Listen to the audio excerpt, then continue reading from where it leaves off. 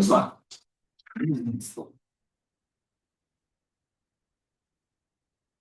Então, essa parte essa apresentação se superpõe razoavelmente com a próxima.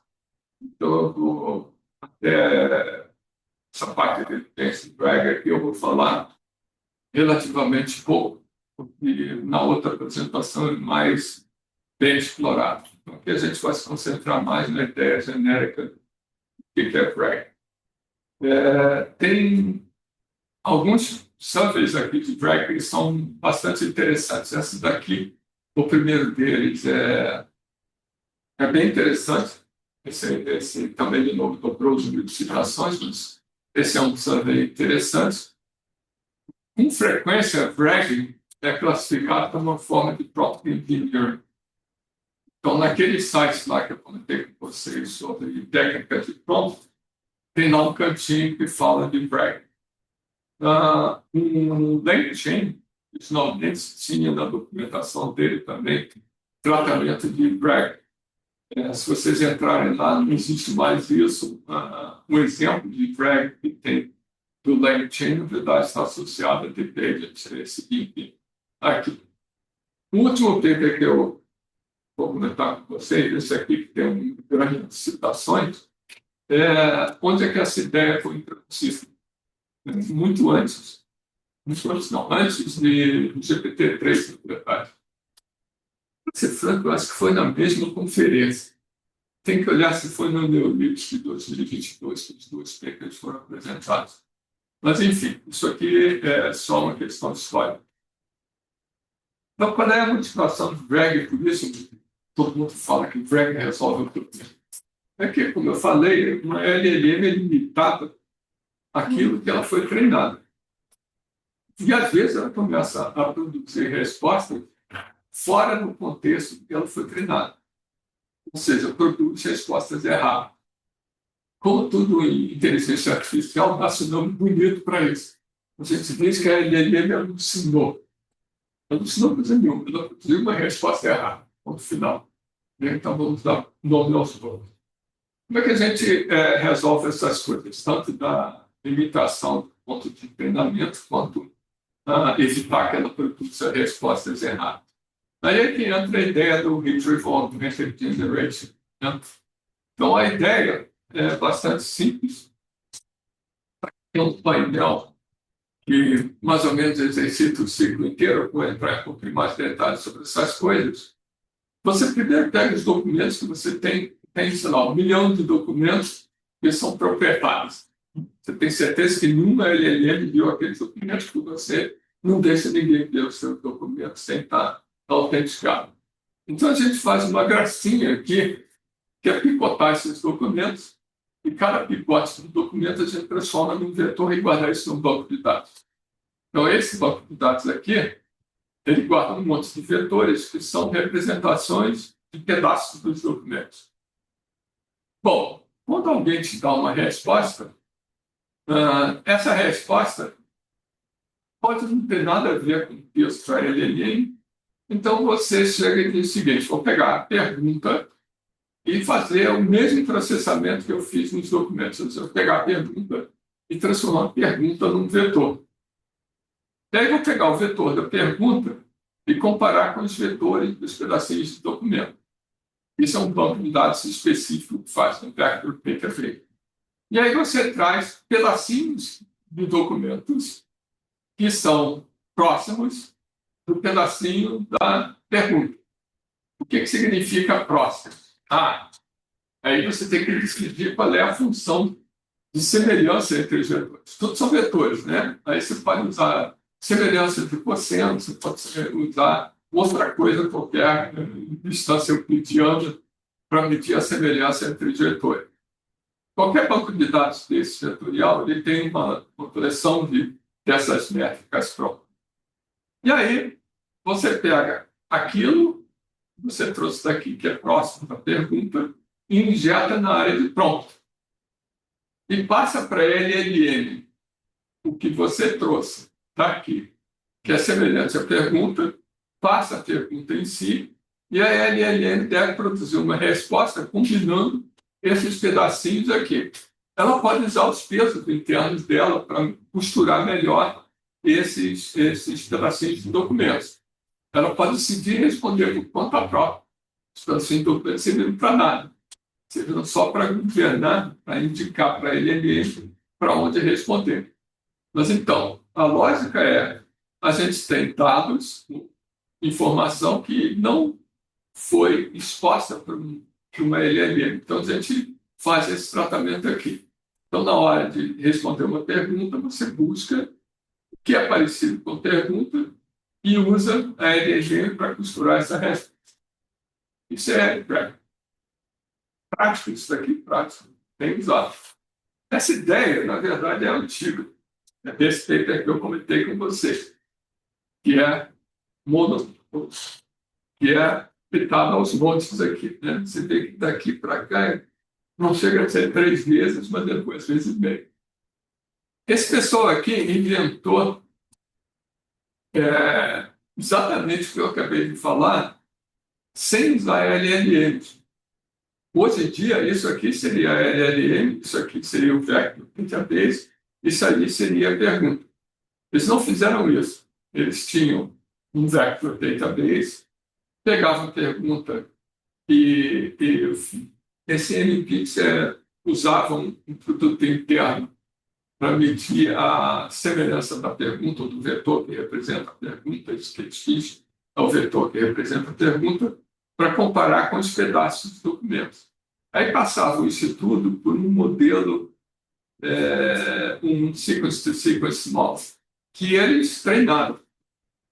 Então, esse aqui mostra o treinamento tanto da transformação da pergunta em vetor, quanto do tratamento que é dado com os pedacinhos dos documentos para produzir a resposta.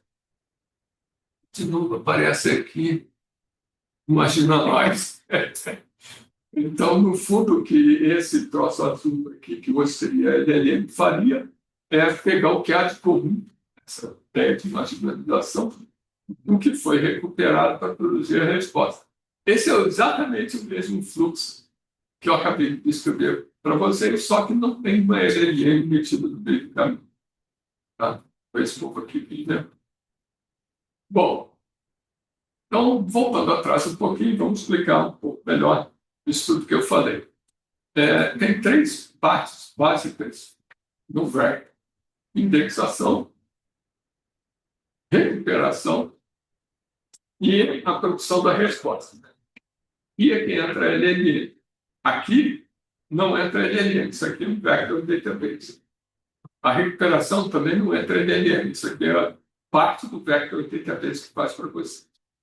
Então, essa parte aqui é o seguinte: isso aqui tem pronto, viu?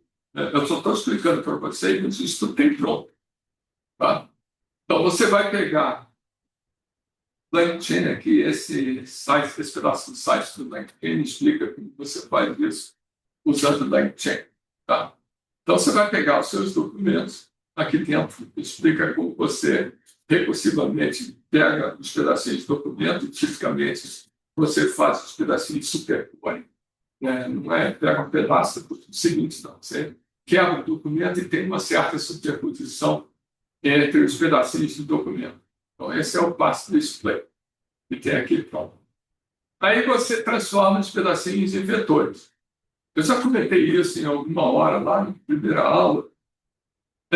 Existem modelos prontos, outras LLMs, para fazer esse embedding. Tá? E aí você pode entrar lá no Hugging Face, tem uma lista de modelos com a performance deles para fazer o embedding. Então, isso aqui não é, hoje em dia, motivo de preocupação, embora seja uma coisa bem importante. Tá? Então, aqui, nessa documentação, você pode chegar lá e chamar esse modelo de embedding, que se chama OpenAI, tem dela, enfim, o Hugging Face tem um monte deles. E aí você guarda tudo isso num banco de dados. Desculpa, não é um banco de dados, é um banco de vetores. Né? Bom, esse banco de vetores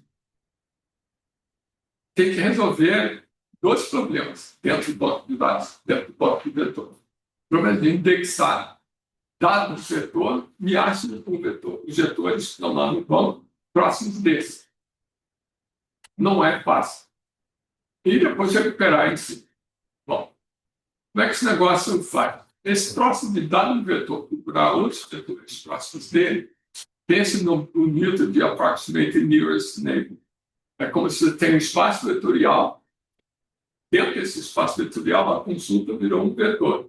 Então, você vai ter que procurar os vetores que são próximos nesse espaço vetorial. Não é tão simples assim. Tem umas estruturas especiais para fazer essa forma de indexação para resolver esse problema daqui. São estruturas de dados que não tem nada a ver com aquilo que a gente aprende quando aprende banco de dados. Não é ARTB, indexar sequencial, qualquer coisa assim. São estruturas de dados bem diferentes.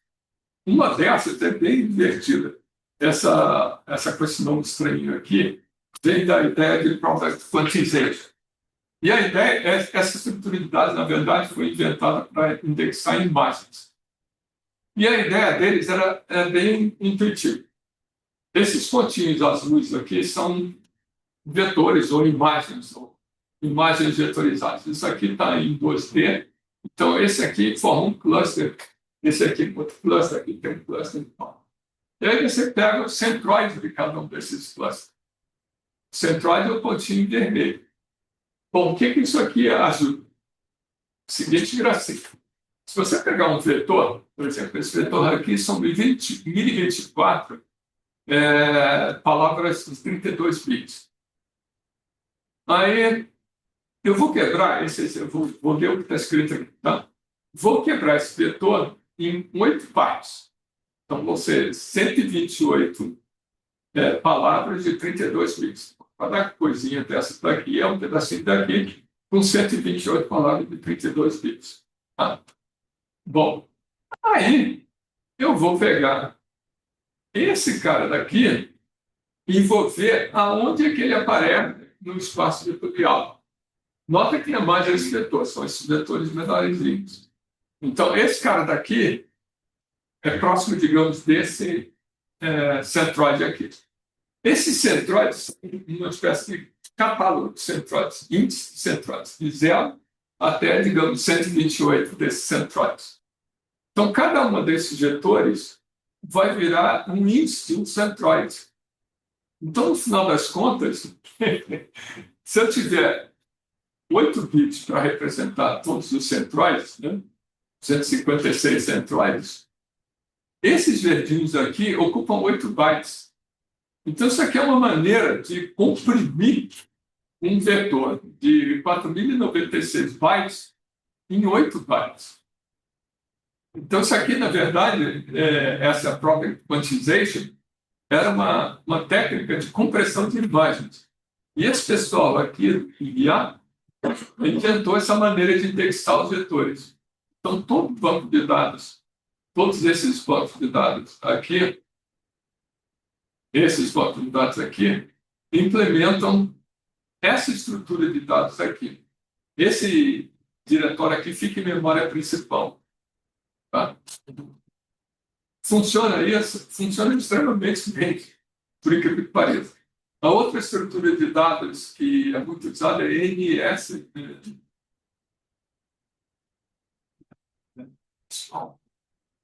NS.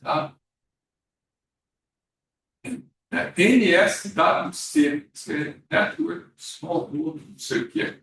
Tem uma outra estrutura de dados que esse povo aqui, esse pessoal de banco de dados, mostra. Então, o que eu estou tentando mostrar para vocês é que tem estruturas de dados para resolver esse problema. Tá? A outra questão é que quando eu vou fazer a recomendação, eu pergunto quais são os vetores próximos do vetor da consulta. Então, aí eu tenho que ter uma outra coisa que é a noção de proximidade. Vamos usar a distância euclidiana, distância euclidiana. Vamos usar a distância de cosseno. Sim, essa é a mais popular.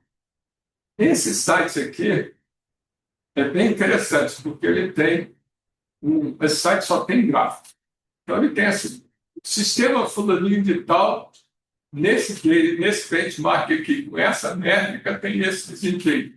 Então, montanhas de gráficos que eles analisam os sistemas de armazenamento de vetores, versus os benchmarks, versus as métricas de similaridade para pensar quanto você responder essa questão de procurar os vizinhos é eficiente naquele sistema. Postgres, que é um sistema bem popular, eles têm uma extensão para isso chamada PGVector. O PGVector, você olha para o Supersquare, tem umas coisas estranhas. Você olha assim para a consulta e diz assim, que isso aqui? Que eles usam uns símbolos tipo dupla implicação, produto interno, PGVector. Então, na consulta SQL aparecem os operadores que você não sabe o que é. Tem que olhar na documentação do PGVector. Ah, isso aqui é o produto interno. Ah, isso aqui não, isso aqui é um cosseno, distância cosseno. E a coisa é completamente maluca. Se tiver o catálogo simples, sabe, a consulta SQL, mas funciona. Então, isso tudo que eu falei é só para se preocupar com a vetorização e o tratamento dos vetores e, portanto, a recuperação dos vetores. Bom, uma vez que você tem isso tudo, você passa esses pedaços de documentos que você achou, que supostamente são próximos do vetor da consulta. Postando isso na área de prompt. E manda a LLM gerar a resposta olhando para esses pedaços, para a consulta, e ela produz a resposta. É claro que ela pode usar os próprios pesos para estudar os pedaços de documentos ou responder a consulta. Isso aqui que você me mandou não serve para nada. Vou responder a consulta direto. Bom, pode acontecer isso. Tem um caso particular que é interessante. Se isso é no meio de um diálogo, que é bem comum, você pode passar na área de prompt o histórico anterior do diálogo. Então, no fundo, para ele responder uma pergunta, ela pode usar o que já foi feito de interação com o usuário, a própria pergunta atual e o que foi recuperado via esses pedacinhos de documentos do Vector Store lá. E aí, com essa calção na área de prompt, ela produz a resposta. Eu vou voltar nessa história do diálogo daqui a pouco exemplo. Tá? Então, isso é o RAG tradicional. Quais são os problemas disso daqui? Bom, primeira coisa, quem diz que essa história de procurar vetores semelhantes realmente vai me trazer pedaços de documentos que sejam semelhantes ou possível para responder a pergunta? Isso é o que a gente acha que vai acontecer. Então, o problema de recall ou de precision, um outro, né? E esses pedacinhos recuperados é um problema sério que pode estar errado. Então, isso é fonte de erro. Outra coisa que pode dar errado, isso com frequência ocorre, é quando você traz muitos pedacinhos muito parecidos entre si. Então, você está enchendo a área de prompt de coisas inúteis. Quanto mais diversidade você tiver na área de prompt para responder a pergunta, melhor. Senão você enche a área de prompt com um monte de pedaços de documentos e só serve para responder um pedaço da consulta. Gastou todo o tempo à toa. Então, essa questão de redundância é bem séria. O inverso disso é quando você recupera pedaços de documentos que não são suficientes para responder a consulta. Não é o inverso, né? Você não trouxe demais, você trouxe menos, né? Outra coisa que pode acontecer é que a LLM não costura nada, ela simplesmente pega um pedacinho e joga como resposta. Isso é bom? Não necessariamente. Ela pode simplesmente estar ecoando o que está dentro dos documentos, não precisa de uma resposta interessante para o usuário. Então, esse framework aqui, aí, RAG, não é suficiente para endereçar todos esses problemas. Então, você tem que fazer alguma coisa mais esperta do que isso. Tá? Aí tem a posição da RAG, o Advanced RAG. Então, o que vem a ser o Advanced RAG? Bom, quais são os problemas que eu tenho que resolver? Eu posso pré-processar a consulta. Isso é sempre uma boa ideia. Você pega a consulta e quebra ela em frases. E aí você faz drag para cada uma dessas frases independentemente. Então, o que você está tentando fazer? Pegar mais pedaços de documentos que sirvam para várias frases que compõem a consulta, ou diversificando aquilo que é recuperado. Você pode fazer uma estratégia de post-retrieval. Isso é bem comum. Você recupera bem comum, mas destacado, né? Você recupera os pedaços de documentos, faz um cluster desses pedaços segundo critério de proximidade léxica, e daquele cluster você pega um pedacinho do documento. Então, a maneira clássica de você reduzir um conjunto grande a menos elementos, simplesmente clusterizando as coisas. É claro que isso custa caro. A outra coisa que você pode fazer é ter associada a informação dos pedacinhos do documento mais coisas. Esse aqui é um documento sobre manutenção de carro elétrico. Esse aqui é um documento sobre manutenção de motor a combustão interna. Então, dependendo da pergunta, os documentos de manutenção de carro elétrico não tem nada a ver. Você quer fazer manutenção do carro normal ou vice-versa. Então, se você incorporar metadados, usar esses metadados como fonte auxiliar de triple aqui, você pode diminuir a quantidade de bicho que vem para bicho, não, coisas de muitas que vem para a área. Né? Bom, esses são genericamente, vou entrar em mais detalhes na outra apresentação. Né?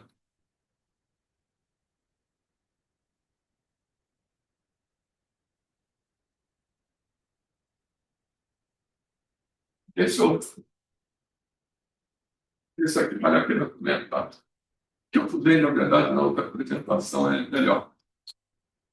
Bom, tem umas coisas aqui que você pode fazer de mais sofisticado. É o seguinte, você pode gerar uma resposta e pedir a LLM, ou outra LLM, né, para julgar se aquela resposta é uma boa resposta para a pergunta. Se não for uma boa, se for, tudo bem, passa adiante. Se não for, você volta e recupera mais pedaços do documento e fica nesse loop um certo número de vezes. Então, você tem aqui um LLM as a judge para julgar a qualidade da resposta. Pode parecer esquisito, mas isso é muito bom. Tá? Então, é uma maneira de você Mas como melhorar. é que eu vou julgar o critério da qualidade? Como eu julgo a qualidade? É um ser humano? Não, a LLM, isso aqui é outra LLM. Como é que ela julga a qualidade? Você pode, o que a gente faz, tipicamente, usar uma LLM pequenininha para fazer o serviço e uma melhorzinha para fazer o julgamento. Aí você, como é julgamento, é no final, você gasta menos dinheiro com a LLM grande só nesse julgamento. E desse aí gasta mais dinheiro com a LLM para pegar os pedaços precisados. Então, a última coisa que a gente implementou, a gente deu esse GPT, assim, você solta, que é um mastodonte, para ser o papel de judge. E gastava pouco dinheiro com ele. E o resto a gente fazia com o CPT 5.6, mas eu acho que até só, o mais baratinho. Tá? Isso aqui tem que acreditar que essas coisas funcionam. Não, tudo nessa história daqui é uma questão de fé. Você tem que ter fé que essas coisas funcionam. Para quem não tem fé, tem os benchmarks. Né? Quem não tem fé que funciona, pega um benchmark e testa, que dá um trabalho de cão. Mas é assim que a gente publica aqui. Então, a primeira coisa é, não está bom, volta e pega mais. Simples a ideia, não é muito complicado de implementar. Tá? Bom, só que aqui, quando eu fiz essa volta, eu usei a mesma consulta para recuperar pedaços de documentos, que não é literalmente uma boa ideia. Você pode recuperar os mesmos pedaços de documentos. Então, uma outra ideia um pouco melhor é você fazer esse loop de recursão aqui, mas fazer uma transformação na consulta, antes de você recuperar mais coisas. Isso faz mais sentido. Né? Bom, aí tem uma figura aqui que eu acho legal, está nesse mesmo paper que eu estou usando base, onde ele compara essas coisas todas. A última coisa que eu quero fazer é fazer fine-tuning de modelo. Não me convidem para fazer fine-tuning de coisa nenhuma. Tchau, vou passar para o próximo projeto. Isso aqui é muito fácil. Fazer prompt engineering, desse jeito que a gente falou, É bem fácil, até certo ponto. Mas você pode ficar no loop aqui fazendo troca de dinheiro um monte de tempo. Se os dados que você precisa não estão dentro da LLM, você tem que fazer alguma coisa parecida com o drag, lá consulta o banco de dados, né? E aí, esse paper que eu estava comentando, ele tem esse ciclo todo de começar com um drag simplesinho e depois ir complicando a vida. Esse módulo drag simplesmente mais ou menos o seguinte: você pode pré-processar a consulta, pode processar a resposta, você escuta aquilo. Qual é o melhor? Não sei. Então você cria um módulo para cada coisa e depois combina esses módulos para dar certo. Tá? Tem um bocado de experimentação para fazer as coisas funcionarem. Tá? Bom, então agora eu vou falar um pouquinho sobre isso, 20 minutos sobre isso, sobre uma outra perspectiva. Tá? Aqui são os mesmos referências. Vou parar aqui, esses dois vão ter que ter paciência.